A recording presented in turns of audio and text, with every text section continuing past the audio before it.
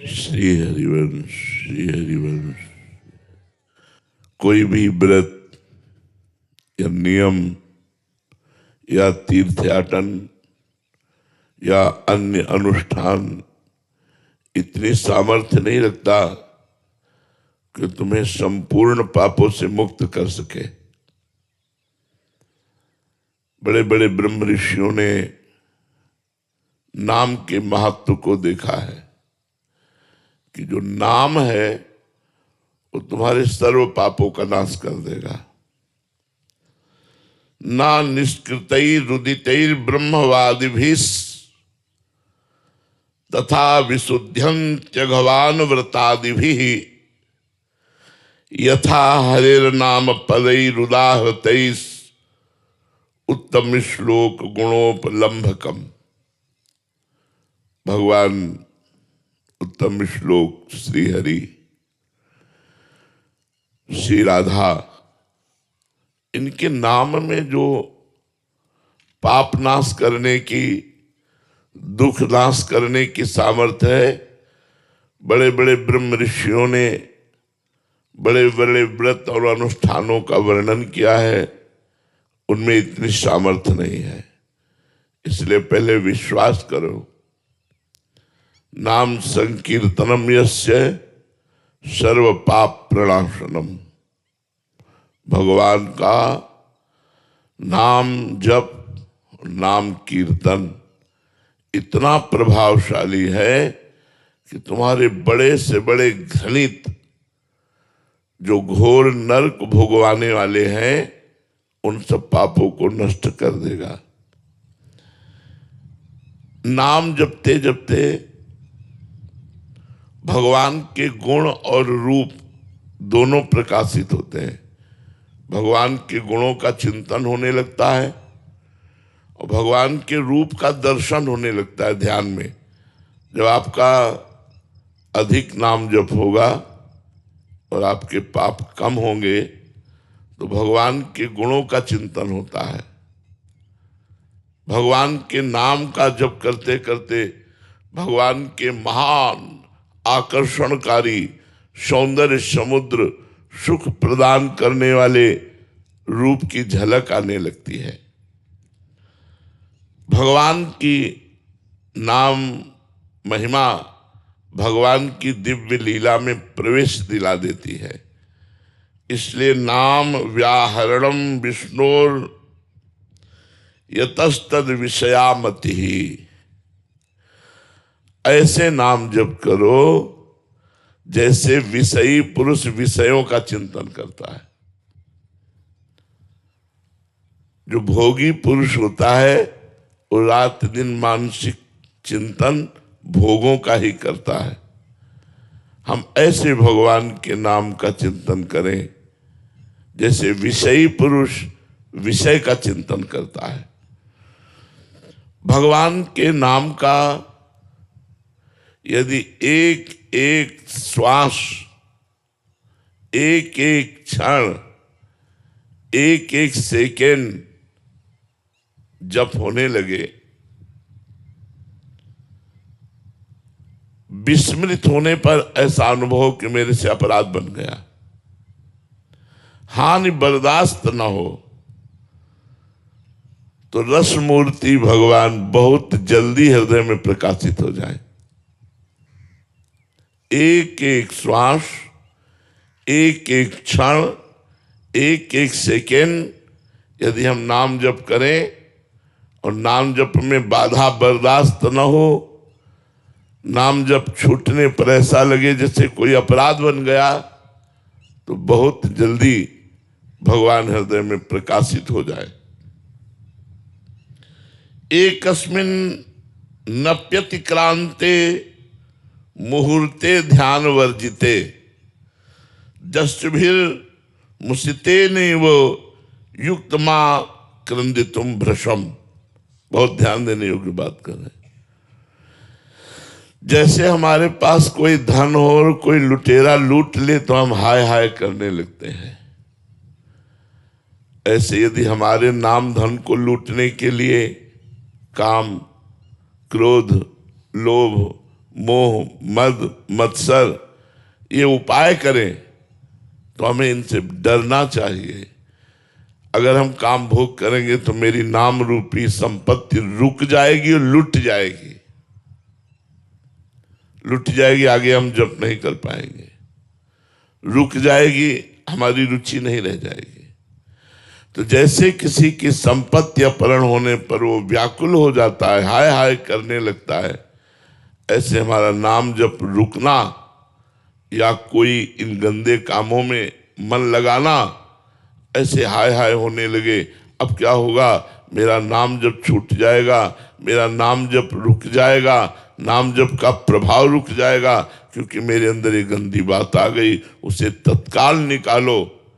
भगवान नाम कीर्तन, भगवान नाम जप, भगवत प्रेमी महात्माओं के सत्संग से उस दुर्वासना को दूर कर दो, नहीं तो वो दुर्वासना आपके भजन को लूट लेगी।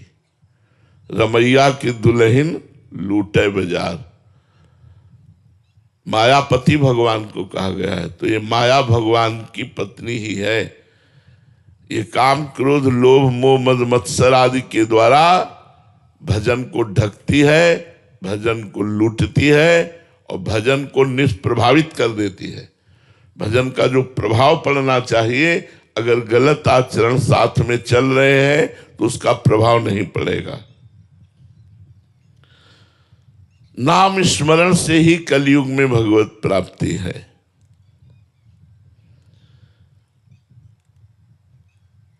भगवान व्यास देव जी गंगा स्नान कर रहे थे, तो बड़े बड़े मुनियों ने कलयुग की गलत चाल को देखकर विचार किया कि लोगों का उद्धार कैसे होगा, क्योंकि लोग झूठ बोलना कोई पाप नहीं समझते। देखो कलयुग का प्रभाव, नहीं तो लिखा है, कबीर साहब ने भी कहा है, साच बरोबर तप नहीं और झूठ बरोबर पाप, जाके हृदय साच है ताके हृदय आप। गोस्वामी तुलसीदास जी ने लिखा है, नहीं असत्य सम पातक पुंजा, बोले झूठ बोलने के समान कोई पाप नहीं है, बड़ा पाप है।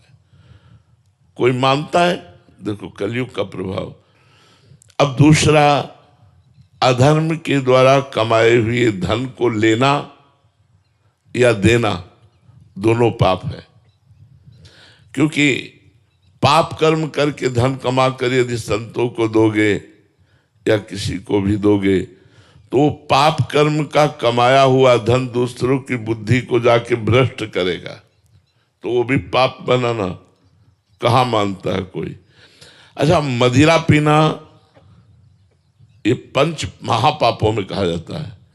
अगर आप बढ़िया गंगा जल से शुद्ध शरबत बना करके पवित्र भोजन सब परोसिए, लेकिन अगर गंदी बातें खाने में ना होए, मांस है, मदिरा है, तो पार्टी ही पार्टी नहीं माने। अरे बोले क्या है यार, उनके पैर धोवे, हाथ धुलवावे और उनको आसन में बैठलवावे और उनको बड़े सुंदर सुंदर पदार्थ और खूब पवित्र भोजन पवावे, लेकिन शराब और मांस का प्रयोग न हो, तो आज की पार्टी पार्टी नहीं कही जाएगी। तो मुनियों ने विचार किया कि कलयुग पापों की बाहुल्यता है, इसमें बहुत, इसमें पाप है, बहुत पाप है। पराई माता बहनों की तरफ गंदी दृष्टि से देख लेने का पाप होता था कि हमने देख लिया, यह तो माने नहीं जाता, पाप है, मनोरंजन माना जाता है। लिव इन रिलेशन क्या है, क्या है ये? गंदी बात ही तो है ना। जब मन आवे तब आप अलग हो जाओ, दूसरे से हो, तीसरे से हो, चौथे से। कलयुग पापों का विस्तार करेगा। तो मुनियों ने विचार किया कि पापों से कैसे बचा जाए। तो भगवान व्यास देव जी उस समय गंगा जी में स्नान कर रहे थे। समस्त वेदों का विस्तार करने वाले और समस्त साध्य और साधनों के ज्ञाता और 18 पुराण के रचयिता भगवान व्यास देव जी हैं।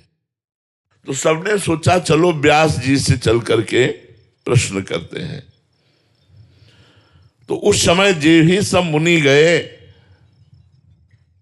तो उन्होंने कह रहे थे, साधु कली, साधु कली, साधु कली, धन्य है कलयुग को, धन्य है कलयुग को, धन्य है कलयुग को। साधुवाद दे रहे थे, गंगा नहाते हुए कलयुग की जय बोल रहे थे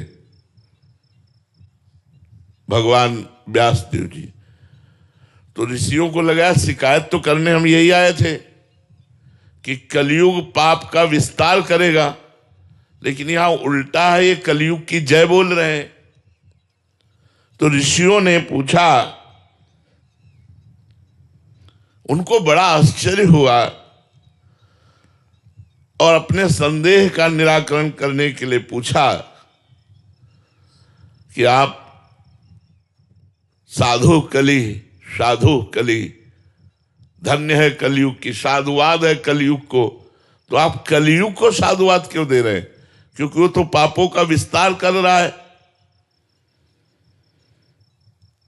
भगवान व्यासदेव जी ने बताया,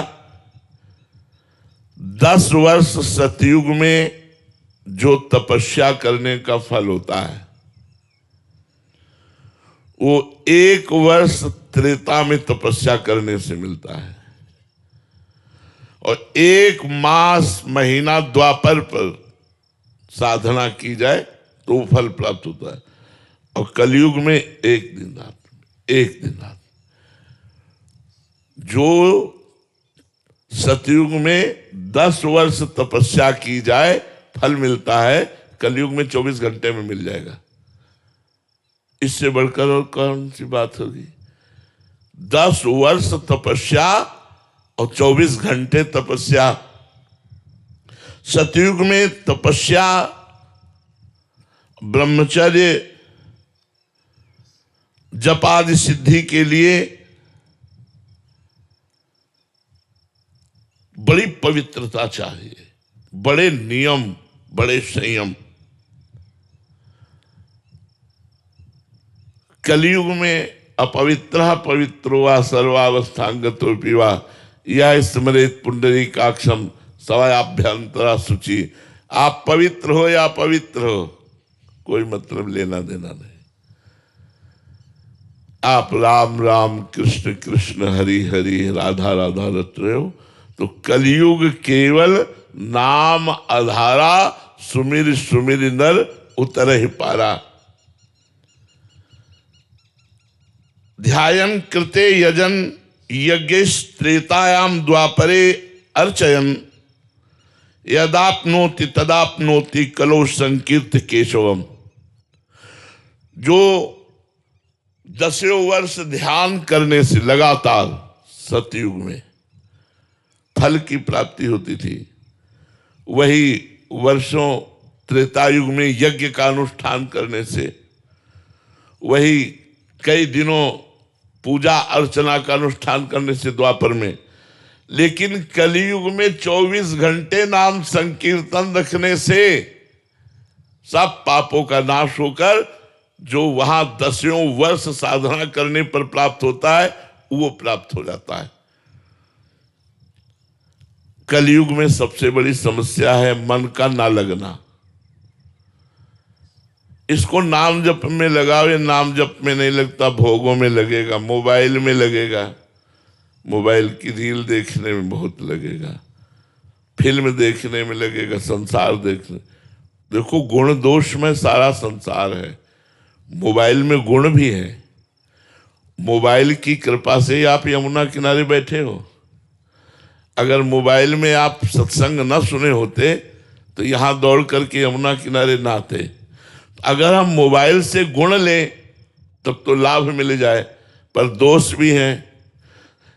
आप कुछ सेकंड में ही सर्च करके गंदी से गंदी बात देख सकते हैं, वो जेब में है एकांत में बैठ करके। तो लिखा कि कलयुग में सबसे बड़ी समस्या ये है कि मन बड़ा चंचल होकर के विषयों में जाता है। अगर हम इस कलयुग में अपने मन की चंचलता को रोककर भगवान के नाम जप में लगावें तो जितनी जल्दी कलयुग में भगवत प्राप्ति होती उतनी जल्दी और किसी युग में नहीं होती। अत्यंत दुष्टस्य कलेर यमेको महान गुणा। यद्यपि अत्यंत दुष्ट है कलयुग, अत्यंत दुष्ट, सबकी बुद्धि को गलत आचरणों में लगाना, लेकिन महान गुणा, उसमें एक महान गुण है, कीर्तनादेव कृष्णस्य मुक्त बंधा परम ब्रजेत। अगर कृष्ण कृष्ण कृष्ण राधा राधा राधा ऐसा आप जपे तो आपको समस्त पापों से मुक्त कर देगा।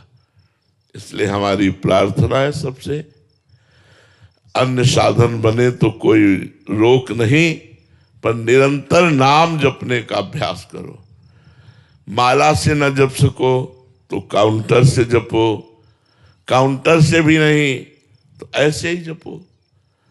भगवान गिन रहे हैं, वो आपकी एक एक श्वास गिन रहे हैं, आपकी एक बात देख रहे हैं, आपका एक एक नाम भगवान नोट कर रहे हैं। जैसे हम ऐसे जप रहे राधा राधा राधा राधा राधा, तो हम नोट करें या ना करें, भगवान नोट कर रहे हैं, उसका फल आपको मिलेगा। कलयुग में सर्वश्रेष्ठ और समस्त पापों का नाश करने वाला महान साधन एकमात्र भगवान का नाम है। इसलिए खूब राधा राधा रटो।